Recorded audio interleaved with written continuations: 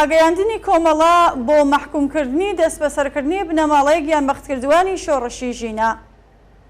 ڕۆژی هەینی 19 جۆزەرجان دەیان کەس لە بنەماڵەیەک یان بەختکردوانی شۆڕشی ژن ژیان ئازادی خەڵکی شارەکانی سنا، دیوانجەرە و جێگولان سەرزانی بنەماڵەیەک یان بەختکردوانی بۆکان و سەقزیان کردووە و پاشان پێکەوە سەرزانی گۆڵکۆی ژینە ئەمینیان کرد.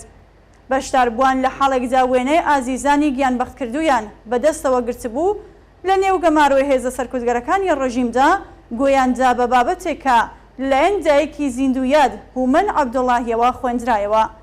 ئەوان وێڕای ئیدانەکردنی هەوڵەکانی ڕژیم بۆ تێکدانی گۆڵکۆی ژینە پەیمانیان لەگەڵ ئارمانەکانی ئازیزەکانیان نوێ کردەوە و سوێندیان خوارد کە هەتا گەیشتن بە ئامانج خۆڕاگر بن.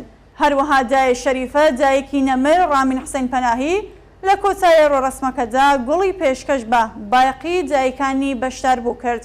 لە ڕێگەی گەڕانەوەدا دوو مینیبوسی هەڵگری دایکان و باقی ئەنجامانی بنەماڵەیەک یان بەختکردوان کۆچنە بەر هێرشی هێزە سەرکوتگەرەکانی ڕژیم و 40 کەسیان لێ دەست بەسەرکرا. ئەم کردەوە ترسنۆکانە ئەوپەڕی ئالۆزی و داماوی فەرماندەکان و سیاسەتدا ڕێژەرانی ڕژیم نیشان ئەدات و بەرازەی خەڵکی ئازادە بۆ درێژەی شۆڕشی ژینە پچەوتر دەکات.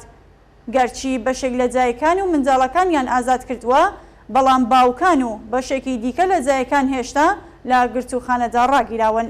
ئێمە دەستگیری جایکان و کەسوکاری جاغدار کە پەیگیری خوێنی جگەرگۆشەکانیانن بە توندی مەحکوم دەکەین. هیچ گومانی تێدا نییە خەڵکی تووڕە و ئازادە لە ئێران و بەتایبەت کوردستان خوازیاری ئازادی دەستبەجێ دەست بەسەرکراوان و داوای لێبوردنکردن لەم بنەماڵە بەڕێز و سەربەرزانان. کۆمەڵە ڕێکخراوی کوردستانی حەزبی کۆمۆنیستی ئێران 22 جوزەردانی ساڵی 1402 هەتاوی.